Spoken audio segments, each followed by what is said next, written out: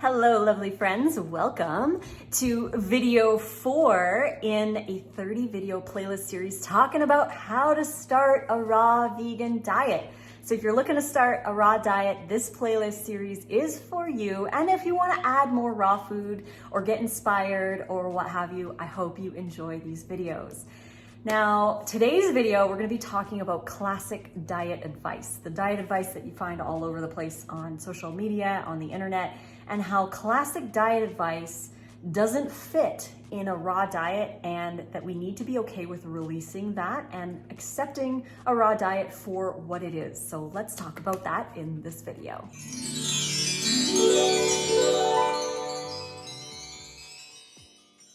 Thank you again so much for joining me today for video 4 of our 30 video playlist series about classic diet tips and techniques and advice that just don't apply to a raw diet. So when you're starting out, it's typical that a lot of people will apply those advices and the things they've learned over their life to a raw diet, and it just doesn't work. But before we begin, don't forget, you can get 40% off any of our raw vegan recipe books. The code is right here. It's Nice Cream 40.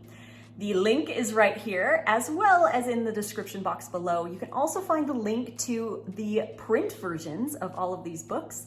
They're available off Amazon. That link is down below. The code, unfortunately, doesn't apply to Amazon, but if you're looking for the handheld print versions, they are available down there, as well as the link to the playlist to watch all 30 of these videos as they are released. So, classic diet advice.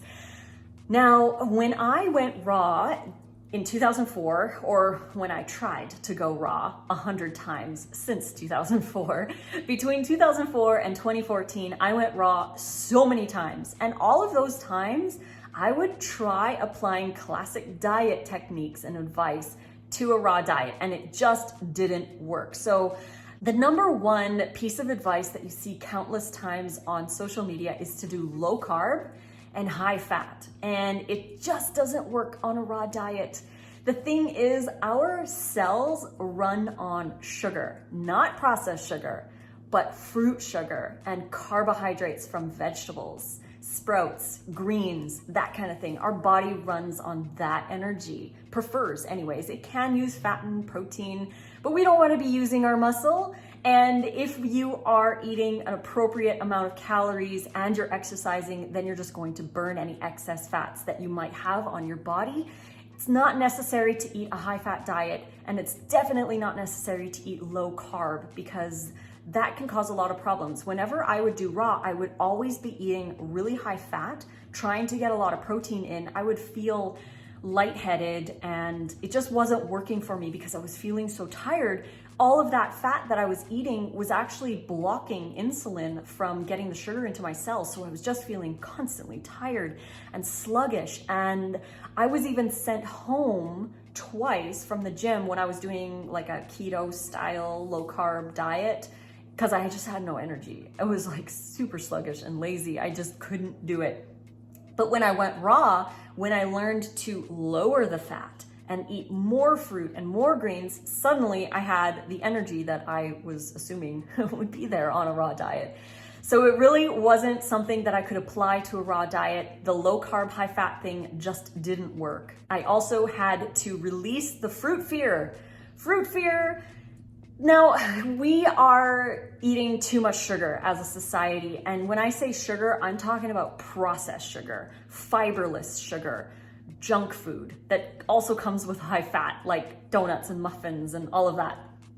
That's not what our body needs. We need fruit, but fruit is so demonized, and people are scared of eating fruit. And with good reason, because if they're eating a really high fat diet with lots of animal products and oils, then yes, if they eat half a banana, they might feel tired after, because the body just can't deal with the sugar because of the high fat. It's not the fruit's fault. It's what you ate before that might be causing the problem with the fruit. So lowering that fat intake so that you can eat more fruit is going to help so much in your journey. Adding more fruit is so important. Also helps with the 3 p.m. crash. Like, your snacks on raw should be fruit. You don't need to do trail mix, you don't need to do bars, you don't need to do anything like that. Just eat fruit. If you're feeling hungry, have a couple bananas. If you want some apples or grapes or pineapple, 2 or 3 mangoes, whatever you want to help get you through between breakfast and lunch and between lunch and dinner. Have fruit. That's going to be your saving grace when you move over to a raw diet. You're gonna need to eat more volume, and we'll talk about that in a future video, but adding more fruit and not being scared of fruit because the internet tells you that fruit's bad. Fruit is not bad. It's everything else that we're eating, the salt, the oil, the animal products, and the high fat, like lots of nuts and seeds, that is causing insulin resistance, so your body's not able to actually use that sugar. So fruit's not the problem. Definitely take a look at what you're doing and lower that fat down. Which brings me on to the next point, is that we tend to believe on social media that we need nuts and bars and all of that to give us energy. And like I said, fruit sugar is going to give you the energy to sustain yourself throughout the day, to give you that energy. Our bodies run on sugar, preferred fuel source. So lowering that and getting those snacks out and trying to release the idea that we need fat to sustain us or to feel satiated. We just need to eat more high fiber and fruity deliciousness to help with that satiation. If you're not feeling full on a raw diet, definitely just keep eating more. And I'm not talking about overeating. We're not talking about eating like 5,000 or 6,000 calories a day, trying to stuff your face and feeling super full, but an appropriate amount of calories that is not calorie restriction. So if you do feel like you need some energy, if you're feeling tired, just grab some fruit. Another piece of diet advice that I personally don't think is necessary on a raw diet is intermittent fasting. I know a lot of people are probably going to disagree with this one, but it's my unpopular opinion that we don't need to intermittent fast on a raw diet. I think that it just became trendy with the keto crowd because they had to limit their window and able to get all of those calories in there without having them all day long. And that helped them because of the foods they were eating. But on a raw diet, because you're constantly fueling yourself up with high hydration and good food, it's not necessary. We don't need to do the intermittent fasting. Breakfast is actually, I still believe, is the most important meal of the day. And adding the fasting in when you're trying to go raw is just not always attainable, because if you have a small window and you're intermittent fasting, it's almost impossible to get over 2,000 calories in like 4 hours. I couldn't do it.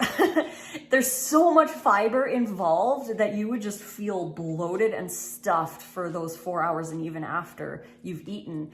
And I just don't think it's necessary on a raw diet. I think that because the raw food is so easy to digest, so hydrating, so simple, that we don't need to do anything like that. I think that that's just another diet advice that doesn't fit in a raw diet. We also don't need cheat days, and we don't need to use the word moderation.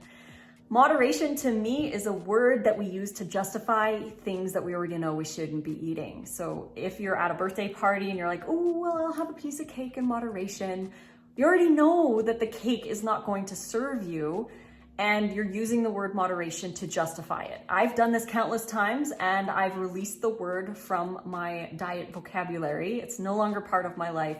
I just choose to eat healthy, hydrating foods. Now, the cheat days help people through on those diets because it's kind of like something to look forward to, because the diet's boring, it's difficult, it's restrictive. You're restricting your calories, which is another thing that is like the biggest one. We'll talk about that next. But because there's so much restriction involved in those other diets that they feel like they need a cheat day. They want to keep that stuff in their diet, not knowing that it's going to affect them. They're going to still crave it. And they're not putting the importance on their health. They're putting their importance on the Friday night when they can have their pizza. And they just struggle all through the week. It shouldn't be a struggle. It should not be a struggle. We should love our food every day. We should nourish ourselves every day because that's what we deserve. So on the restriction note, that's another thing, probably the biggest piece of diet advice that does not fit with a raw diet is restriction. So when I would go on any other diet, it was always restrictive diet. And whenever I would do raw, I would try to make it a restrictive diet because I believed that we needed to cut our calories dramatically in order to lose weight, which unfortunately wasn't working for me. I was always hungry, I was always craving, and I just was not getting enough. So I would eventually fall back onto the foods that I knew and loved because they would satiate me, they'd fill me up, they'd make me feel better. But that is something that does not apply to a raw diet. You should not calorie restrict and you should not follow your BMR. And a lot of people will move over to this lifestyle and feel like they need to intuitively eat. But until you learn how much volume you need to get the appropriate amount of calories and nutrition, intuitive eating might not work. I would say well over 90% of the people that I talk to who struggle on a raw diet are all not eating enough. And most of them are trying to intuitively eat.